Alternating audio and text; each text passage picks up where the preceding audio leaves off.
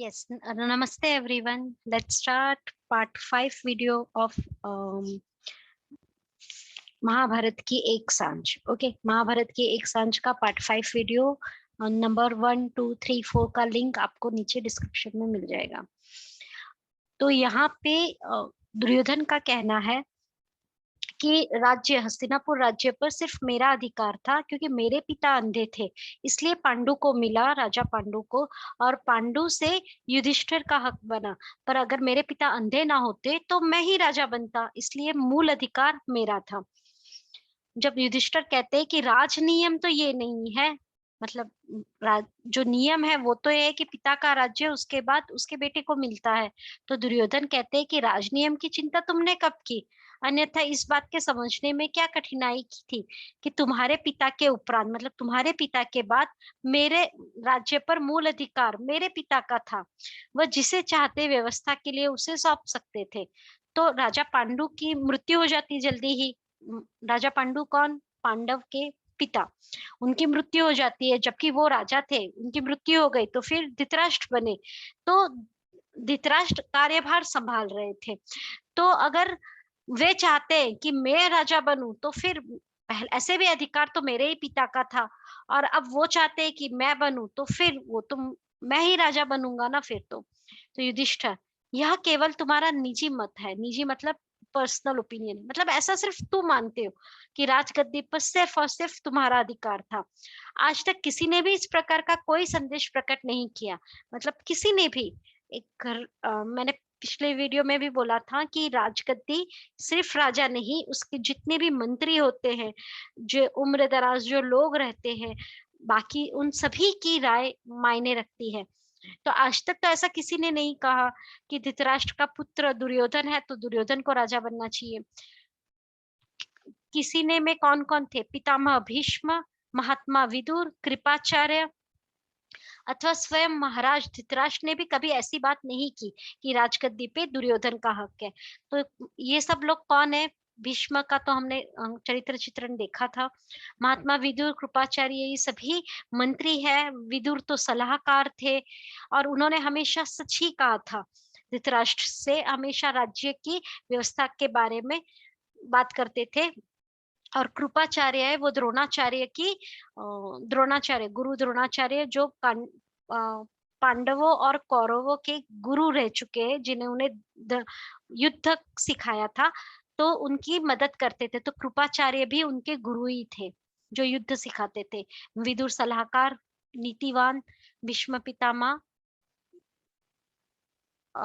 तो उनके पितामह मतलब कौरवों, और उसके बाद ही तो फिर वहीं पितामह ने तो सारी राजगद्दी संभालते हुए यहाँ तक आगे ले आए थे.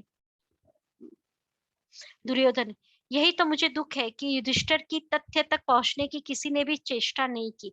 तो दुर्योधन कहता है कि हाँ, यही तो मुझे दुख है कि जो महान लोग थे, बड़े लोग थे, पितामह विदुर, कृपाचार्य, द्रोणाचार्य, और स्वयं मेरे पिता ने भी कभी भी तथ्य मतलब ट्रुथ वो समझने की कोशिश नहीं की.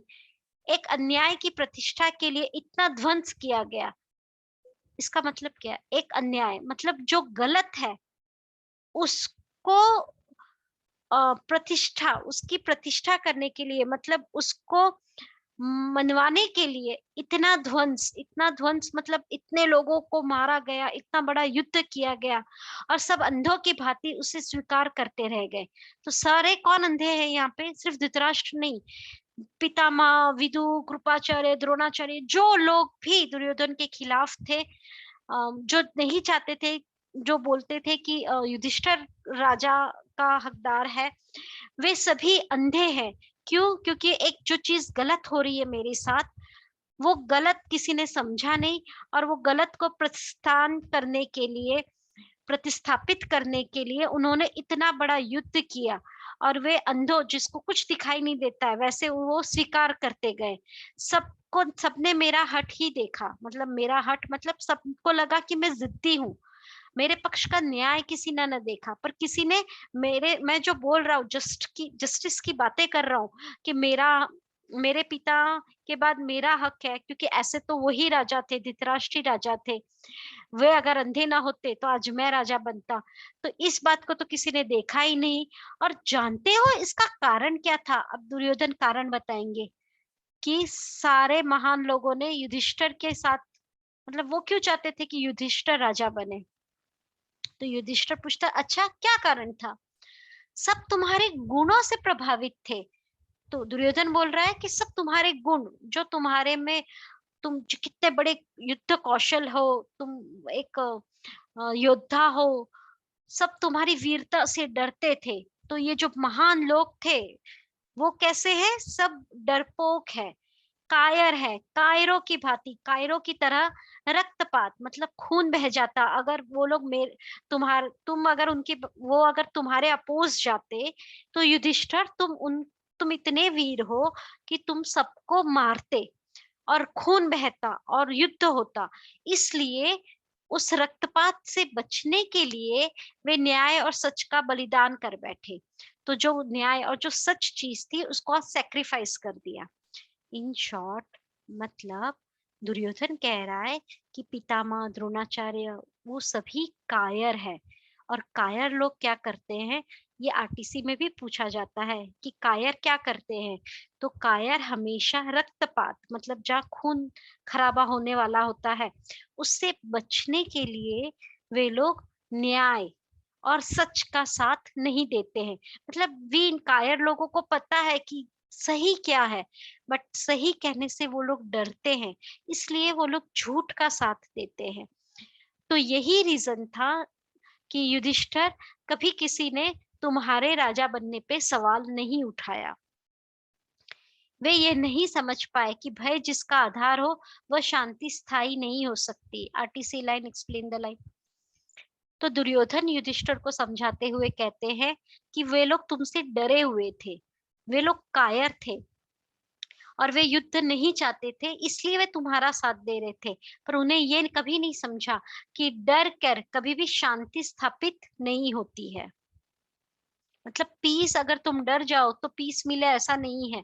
सामने वाला तुमको दबाता ही रहेगा। कायर लोगों को कभी ना कभी तो आवाज उठानी पड़ती है। यही बात दुर्योधन कह रहे हैं कि सभी कायर है, तुमसे डरते हैं, इसीलिए वो चुप हो गए और उन्होंने न्याय का साथ नहीं दिया। न्याय कौन? दुर्योधन। ओके, मतलब युद्ध में उन्होंने दुर्योधन का साथ दिया, पर किसमें साथ नहीं दिया? वो लोग भी ये नहीं मानते थे कि दुर्योधन को राजा होना चाहिए। इस बात में उन्होंने दुर्योधन का साथ नहीं दिया था। मेक इट क्लियर, युद्ध में सभी दुर्योधन के ही साथ थे। युधिष्ठिर, गुरुजनों पर तुम व्यर्थ ही कायरता का आरोप कर रहे हो।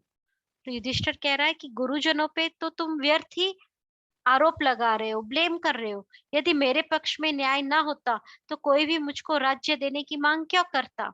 अगर मैं सही नहीं होता तो सभी लोग ने यही कहा था कि राज्य मुझे मिलना चाहिए। तो तुम उनको कायर मत बोलो। तो दुर्योधन कहता है, तभी तो कहता हूँ युधिष्ठिर कि स्वार्थ ने, सेल्फिशनेस ने तुम्हें अंधा बना दिया है। अन्यथा इतनी छोटी सी बात तुम्हें दिखाई ना पड़ती कि जितने धार्मिक और न्यायिक व्यक्ति थे, जो धर्म और न्याय को मानते थे, वो सब ने युद्ध में मेरा साथ दिया। अब दुर्योधन ये बात पकड़ के बैठा है कि वो लोग तुमसे डरते थे, इसलिए उन लोगों ने तभी मेरा साथ नहीं दिया कि भाई दुर्योधन तू राजा बन जा।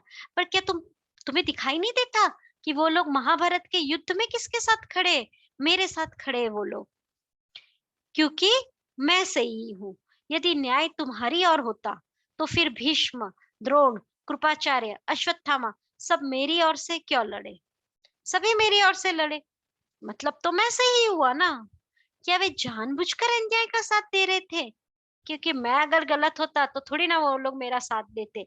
पहले वो लोग तुमसे डरते थे इसलिए मेरा साथ नहीं दिया, पर मैं सही हूँ इसलिए वो लोग युद्ध में मेरे साथ खड़े।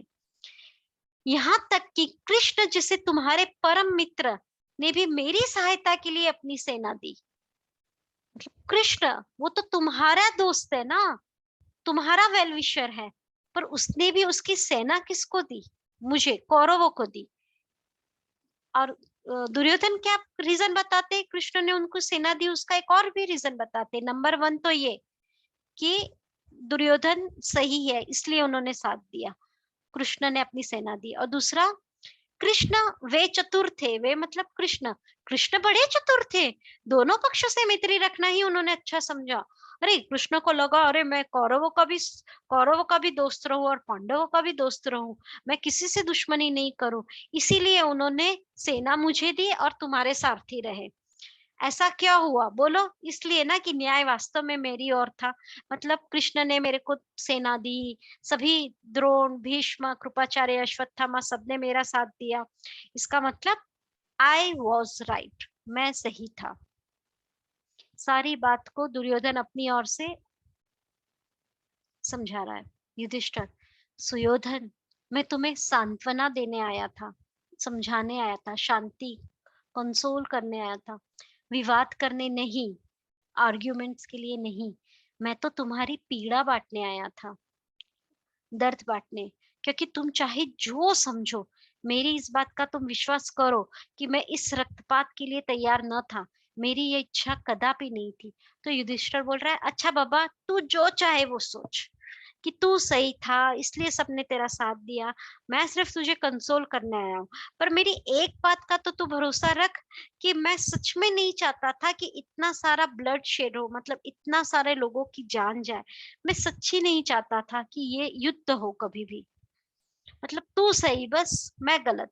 पर एटलीस्ट इतना तो मान दुर्योधन, मैं इसका कैसे विश्वास करूं कि तुम युद्ध नहीं चाहते थे? क्या तुम्हारे कह देने से ही? पर तुम्हारे वचनों से भी सशक्त स्वर है तुम्हारे कार्यों का। तो बोल रहे अरे मैं कैसे मान लूं कि तुम युद्ध नहीं चाहते थे, तुम कह तो कुछ और रहे हो, और तुम्हारे जो एक्शंस है सशक्त, वो कुछ और बोल रहे। अब दुर्योधन बताएगा वन बाय वन कि युधिष्ठिर की किस किस कारण से युद्ध हुआ, कैसे पता चला। तुम्हारे जीवन की गतिविधि का वो पुकार पुकार के कह रही है, मतलब तुम्हारी life itself it's a proof कि तुम रक्तपात ही चाहते थे, तुम सबको मरवाना ही चाहते थे। युधिष्ठिर शोणित तर्पण चाहता था, शोणित मतलब ब्लड, खून, और तर्पण मतलब जैसे हम किसी को कुछ अर्पित करते हैं, तो तुम खून का अर्पण करना चाहते थे, खून बहाना चाहते थे इन शॉर्ट। युधिष्ठिर रक्त की होली खेलने के लिए ही सारे अवसर जुटा रहा था, और तुम तो रक्त की होली खेलना चाहते थे, पानी की नहीं, रक्त की, खून से। इसीलिए तुमने प्लान बाय प्लान सब कुछ, प्लानिंग से तुमने सारे एक्शंस किए। भविष्य को भी तुम चाहो तो बहका सकते हो, भविष्य मतलब कमिंग जनरेशंस को तुम बोल देना कि नहीं नहीं मैं नहीं चाहता था, तुम उनको उल्लू बना लेना। पर सुयोधन को नहीं बहका सकते, पर मुझे नहीं, क्योंकि उसने अपने बचपन से कर लेकर अब तक की एक एक घड़ी तुम्हारी ईर्ष्या के रथ की गड़गड़ाहट सुनते हुए बिताई है।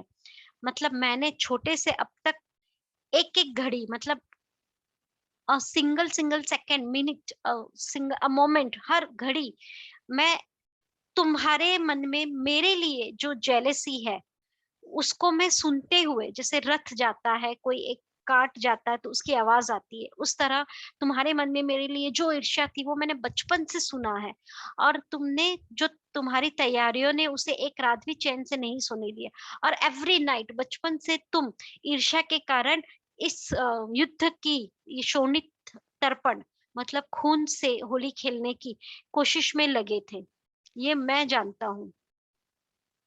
तो युधिष्ठिर, सुयोधन, मुझे लगता है तुम सुध-बुध खो बैठे हो, तुमने अपने सेंसेस लॉस्ट कर दिए, तुम प्रलाप कर रहे हो, तुम किस चीज के बारे में रो रहे हो? भला ज्ञान में भी कोई असंभाव्य बातें कहता है? मतलब तुम ज्ञान मतलब अपने कॉन्शियसनेस में, पूरे होशो हवास में क्या कोई इम्पॉसिबल सी थिंग्स जो पॉसिबल ही नहीं है कि मैं रक्तपात चाहूं, ऐसी बातें क्या कोई कह सकता है? जो पांडव तुमसे तिरस्कृत होकर, मतलब तुमसे इंसल्ट होकर घर घर भीख मांगते फिरे, घर घर भीख मांगना मतलब जब वनवास जाते हैं तो तुम कोई काम नहीं कर सकते हो, जंगलों में जाते हो तो वनवासी मतलब एक साधु फकीरों के जैसा जीवन जीने का, खुद लकड़ियां काटो और घर घर जाके भिक्षा मांग के खाना खाने का। तो जो तुम्हारे कारण तिरस्कृत होकर घर घर भीख मांगते फिरे, वन जंगलों की धूल छानते फिरे, जंगलों में घूमे, उनके संबंध में भला कौन ज्ञानी व्यक्ति तुम्हारे इस कथन का विश्वास करेगा? तो कौन मान लेगा कि युधिष्ठिर शोणित तर्पण चाहता था, खून चाहता था, उसने प्लानिंग की थी युद्ध के लिए, उसने वो बचपन से यही सब चाहता था। अगर मैं यही सब चाहता तो मैं जंगल में थोड़ी ना चला जाता, मैं तभी युद्ध कर देता। दुर्योधन, मैं जानता हूँ युधिष्ठिर कोई विश्वास नहीं करेगा। करना भी चाहे तो तुम इसे विश्वास करने ही नहीं दोगे। पर इससे क्या? सत्य को दबा के उसे मिथ्या नहीं कहा जा सकता, मतलब सत्य को मिटाया तो नहीं जा सकता। कहाँ एक मिनट, हाँ। बचपन से जब हम लोगों ने एक साथ शिक्षा पाई, हमने तो साथ में एजुकेशन पाया था, तब से आज तक के सारे चित्र मेरी दृष्टि हरे, सभी एक फ्लैशबैक के जैसे वन बाय वन अब मेरे दिमाग, मेरे चित्र मेरी दृष्टि से जा रहे हैं। पुरोचन को कपट से मारकर तुम पांचाल गए और यहाँ द्रुपद को अपनी ओर मिलाया, तभी तो तुम्हारा बल बढ़ता देखकर पिताजी ने आधा राज्य दिया। ओके, पुरोचन कौन है? उसको कपट से मारकर पांचाल कैसे पहुंच गए? द्रुपद को अपनी ओर कैसे मिला लिया? पिताजी ने आधा राज्य कैसे दे दिया? इसके लिए हमें पीछे जाना पड़ेगा, थोड़ा सा स्टोरी देखनी पड़ेगी, और वो हम करेंगे हमारे नेक्स्ट वीडियो में। Okay, till then keep reading, subscribe कीजिए, please do share. Okay, be happy, bye bye.